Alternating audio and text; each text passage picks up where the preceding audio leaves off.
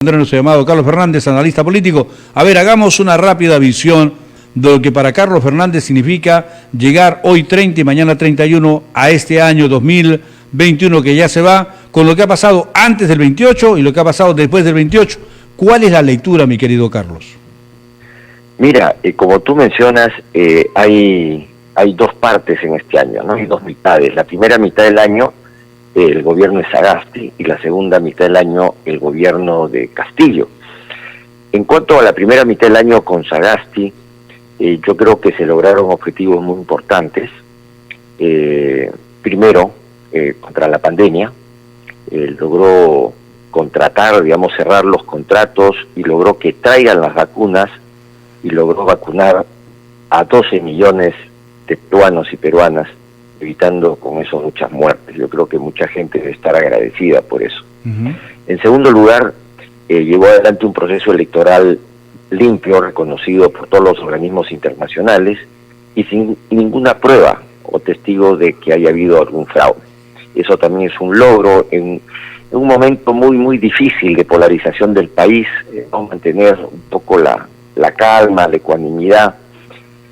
Bueno, fue atacado por eso, porque claro, habían sectores que querían que declare que ha habido fraude, pero él no podía intervenir como presidente en las elecciones. El órgano encargado es el Jurado Nacional de Elecciones. Él no podía meterse, ¿no? Pero lo presionaban para que se meta y él no quiso, y bueno, por eso fue muy atacado, ¿no? Por muchos medios de comunicación, por no decir por la mayoría de los grupos concentrados de los medios de comunicación. Y en tercer lugar, yo creo que un legado también de él como de Paniagua es de haber constituido un gobierno con gente honrada y la gran mayoría gente preparada, ¿no? Habrá habido solamente un cambio en el Ministerio del Interior, pero en 8 meses de gobierno pues mantuvo un gabinete casi intacto, ¿no? Aquí en 5 meses tenemos 12 ministros, digamos, ¿no? Entonces hubo bastante estabilidad, hubo gobernabilidad en el país. Así que yo creo que el balance es positivo, ¿no? Obviamente debe haber tenido errores, como todo presidente, pero yo creo que dentro de los objetivos que se trazó, que es combatir la pandemia y garantizar elecciones limpias y favorecer, por supuesto, la reactivación económica, yo creo que cumplió, ¿no? Y cumplió bastante. A pesar de lo que hizo ante el Tribunal Constitucional por algunos casos, algunas leyes dictaminadas por el Congreso, no tipo la que más recuerdo, lo que significó la devolución de sus aportes precisamente a los hermanos trabajadores de la ONP, situación que fue indudablemente, bueno, pues llevada al Tribunal Constitucional y otras más, y termina yéndose contra la masa laboral. A pesar de ello, positivo el balance, ¿crees tú, del señor Sagasti? Yo creo que sí, yo creo que cometió errores también, pero siempre pues uno pone las cosas en la balanza, ¿no? Y el balance, yo creo que pesaron mucho más las cosas positivas que los errores que pudo haber cometido. Y sobre todo demostró que en el Perú es posible hacer un gobierno con gente preparada y con gente honesta. Eso es un legado, creo que Paniagua también nos dejó, y que, fíjense, fue un congreso que eligió a Paniagua y un congreso que eligió a Sagasti. Entonces, por lo menos los congresos en momentos de crisis han tenido, digamos, el tino, ¿no?, de elegir a buenos presidentes, ¿no? Esperemos que esta buena costumbre continúe, porque entramos a este segundo o segunda etapa de este año con el gobierno de Castillo ya más complicada, ¿no? Ahí sí tenemos grandes diferencias con el gobierno de Sagasti. Si bien hay cosas positivas que hay que resaltar, porque todo el mundo habla de las negativas, y son muchas, ¿no? Y creo que el balance probablemente es un poco más negativo que positivo. Sí, pues. Pero dentro de lo positivo hay que mencionar pues que ha continuado atacando el principal problema, que es la pandemia. Ha seguido un poco el plan de Sagasti. Estamos bastante bien, con errores, como siempre, por supuesto. Y en segundo lugar, la reactivación económica también está en marcha. Y en tercer lugar habría que añadir quizá que a nivel económico ha logrado consolidar el BCR, ha confirmado a Velarde, se han nombrado 6 buenos directores, 3 un poco de izquierda, 3 un poco de derecha, o sea, centro izquierda y centro derecha, más o menos equilibrado, pero toda gente de buen nivel, y nadie los ha cuestionado, nadie. Bueno, pero sí el señor ministro de Justicia, ¿no? El señor ministro de Justicia dijo, al señor Velarde por la presión se le ha permitido continuar ahí, refiriéndose al presidente del directorio del BCR, mi querido amigo. Sí, pues estamos hablando más allá de la política, ¿no? Su calidad como técnico, como economistas y a nivel ético, ¿no? Nadie ha cuestionado que sean personas éticamente, pues, digamos... reprochables, ni técnicamente tampoco, ¿no? Entonces, no ha habido por ahí, digamos, ninguna objeción. Lo cual es bastante decir, porque 6 personas, ¿no?, de distintas posiciones ideológicas, de que no haya ninguna objeción importante, es un logro, ¿no? Y segundo, yo creo que Pedro Franque, con todas las limitaciones que tenemos todos, también es un hombre sereno, digamos, que ha mantenido y mantiene a flote la economía. Entonces ahí tenemos un equipo económico entre el ministro de Economía y el Banco Central de Reserva, que está dando ciertas garantías, creo, de que el barco no se hunda, por lo menos en la parte económica. Yo creo que la parte negativa está más por los malos nombramientos, por no saber rodearse de buenos asesores, de nombrar malos funcionarios, de no comportarse, digamos, de acuerdo a las reglas que ese todo presidente como es atender en Palacio. ¿Perdón? Sí, no, te estamos escuchando atentamente, mi querido amigo. Te escuchamos, Carlos.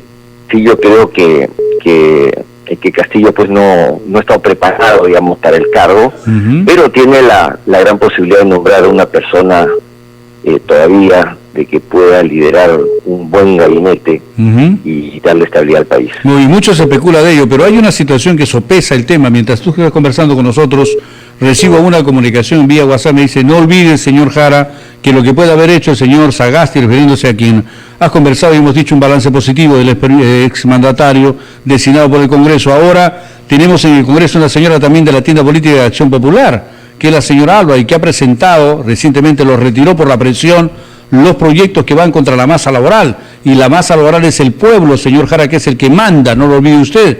Y ha dicho que una vez que salga de presidenta del Legislativo, volverá a presentar las normas de referencia. Eso echa por tierra lo que ha estado haciendo de repente bueno el señor Sagasti. Razón no falta en ese tema, mi querido Carlos.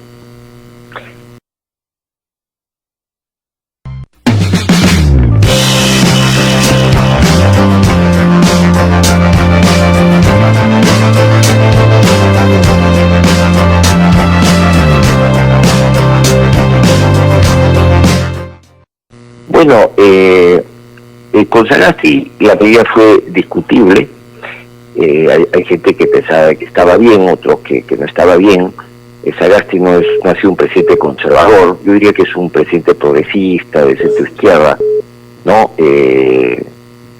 Pero la señora Alba sí es más complicada la cosa, ¿no? Ahí, cuando presente nuevamente sus anteproyectos de ley o sus proyectos de ley, ahí va a haber un debate, ¿no? Porque ella sí representa una ala más conservadora, que no ha estado históricamente a favor de los trabajadores. Mire usted. Yo creo que ahí se va a haber un debate interesante.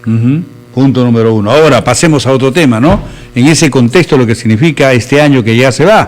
Moción, pedido de vacancia contra el señor José Pedro Castillo Terrones, que por supuesto no prosperó porque se decía ya, había pues de alguna manera un ánimo de corregir en un instante, pero un negociado bajo la mesa de algunos parlamentarios que decían, comentaban y hablaban, lógicamente en ánimo de especulación de lo que podría haber significado algunos arreglos para ello, previo coordinaciones con grupos políticos desde la presidencia del Consejo de Ministros y el propio presidente. ¿Cuál es la lectura en ese tema de esa situación que fue fallida, mi querido Carlos?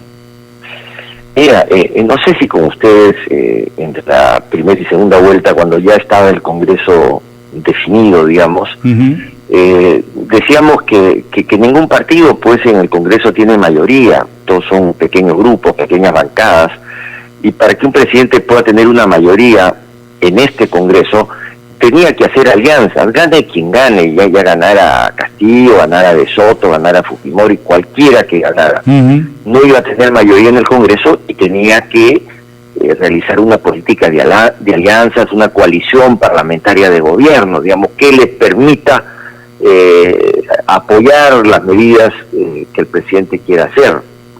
Pero esto Castillo no lo ha hecho, empezó su gobierno y no lo hizo, quizá porque Cerrón no quería, pero el resultado es que él no fue capaz de hacerlo, ¿no? Y ahora como la situación ya apremia, se ha peleado un poco con Cerrón y presionado sobre todo, ¿no? Presionado está avanzando hacia una política de alianzas que debió hacer desde el primer día. Correcto. Entonces, claro, han pasado 5 meses, hemos perdido 5 meses, donde ya debería haber una coalición parlamentaria que permita aprobar leyes importantes para el país. Y eso todavía no ha sucedido. Están en camino estas negociaciones, pero presionados, ¿no? Un poco siempre empujones, el presidente Castillo está haciendo las cosas. Eso no está bien, a empujones tampoco, ¿no? Pero a propósito de empujones, ha habido este año en esta gestión del señor Castillo varias cosas, interpelaciones aquí, interpelaciones ahí, yo estoy abreviando por supuesto, pero una de esas no prosperó en todo caso el hecho de que no proceda la interpelación y por ende la censura. Se apellida Gallardo y por supuesto fue ministro de Educación. ¿Qué falló? ¿Qué sucedió? ¿Se ha reemplazado por otro que viene del interior del país, que dice que tiene los pergaminos y demás? Y ojalá que la cosa cambie, cartera muy importante porque en ella se anuncia lo que tiene que hacerse para iniciar el proceso de regreso a las aulas el año que viene en el periodo lectivo 2022 para el tema educativo. ¿Cuál fue lo que falló? ¿Qué le faltó a Gallardo? ¿O fue o no fue el adecuado para esa cartera, mi querido y estimado Carlos? ¿Cuál es tu óptica? Yo creo que no fue adecuado, ¿no? Yo creo que hay un cierto consenso en que no fue la persona más adecuada, no tuvo una visión integral del problema educativo, ¿no? Estuvo una persona muy concentrada en el tema sindical, ¿no? En la lucha sindical con el SUTEP, se enredó por ahí, el tema de que se robaron, pues sí se filtró el examen también a los maestros, todo eso enturbió su mandato.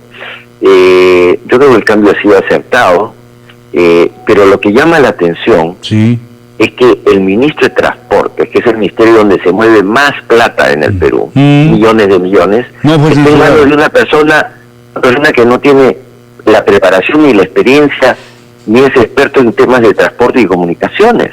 Es un maestro, pues, especialista en pedagogía. Pero no fue censurado. Y además cuestionado, ¿no? por estos acuerdos, digamos, entre gallos y medianoche, con mafias de transportistas. Entonces, un tipo que no está preparado, y encima que está involucrado en acuerdos con mafias de transportistas, que se están tirando abajo la reforma de transportes, no entendemos cómo el Congreso no lo ha censurado a él. Cierto. ¿Por qué no lo ha censurado? ¿O será que en el Congreso también hay mafias, ¿no? En los distintos partidos que tienen intereses relacionados a los negocios de construcción y de transporte. Ese es un tema delicado porque hace tiempo que muchas personas estábamos pidiendo, así como que cambien al ministro Gallardo o al otro, que cambien a este ministro Silva de Transportes, y realmente el Congreso ahí va a terminar mal, porque es algo evidente que este señor no está capacitado para el cargo y encima lo ha hecho mal. No está tirándose abajo la reforma del transporte como el ministro de Educación y en parte Castillo. Están insinuando un retroceso en la reforma universitaria, en la reforma educativa. Es decir, el Perú no puede retroceder. Definitivamente. Ya se han hecho reformas que tienen sus limitaciones, hay que mejorarlas, pero no hay que eliminarlas, no hay que retroceder. Yo creo que este gobierno intentó retroceder y este Congreso también está involucrado en eso. Malo, definitivamente. Ahora, pasemos volteando la página porque hay tanto que revisar, pero rápido, a grandes rasgos. El tema que a mí me preocupa de manera muy personal es el que voy a mencionar, por cierto, entre el criterio de lo que dicen los profesionales en el campo del derecho. ¿De qué habla usted? Hablo de lo que el señor Castillo ha terminado reconociendo en su declaración ante la fiscal por el caso, atención, de tráfico, presunto tráfico de influencias para el ascenso en la carrera militar de los amigos del Ejército y de la Fuerza Aérea. ¿Qué ha dicho? Reconozco los chats, hizo acá, hizo allá. Dice abogados constitucionalistas inclusive que eso podría ser una infracción constitucional, pero además abogados penalistas han dicho que debería cambiarse la modalidad de testigo a imputado, investigado, como se llame el señor Castillo, por haber reconocido ello.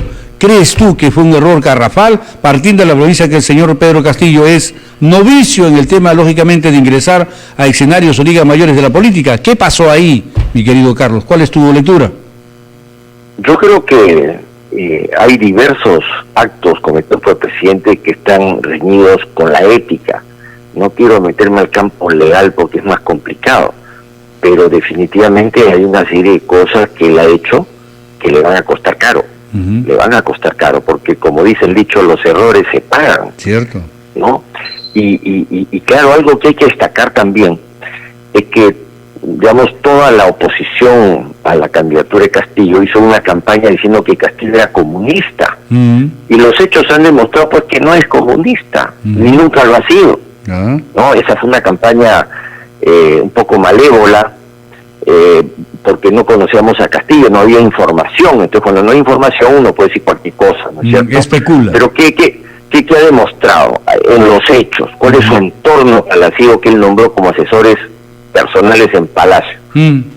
Su secretario personal había sido aprista, seguidor de Alan García, y después de Somos Perú, el famoso Bruno Pacheco, al que encontraron $20,000. En su reemplazo, ahora, han nombrado a un señor de Alianza para el Progreso de Acuña, es decir, el que despacha todos los días con él, y nombran funcionarios, etcétera, son de confianza de Alianza para el Progreso. ¿Cómo puede ser un comunista que nombre primero a un aprista de Somos Perú y ahora nombre uno de Alianza para el Progreso? Totalmente. Su otro asesor personal, a un Vázquez que acaba de salir de Acción Popular, su otro asesor legal, Cabrera, de Fuerza Popular, fujimorista. Entonces, ¿qué comunista es ese? Entonces, eso ha sido mentira, ¿no? Ha sido una campaña que lo tildaban de comunista cuando no lo es, nunca lo ha sido. Él ha militado, como sabemos todos, más de 15 años en Perú Posible. Esa es su cantera política. Ahora, volviendo al tema, realmente es grave lo que ha hecho Castillo, ¿no?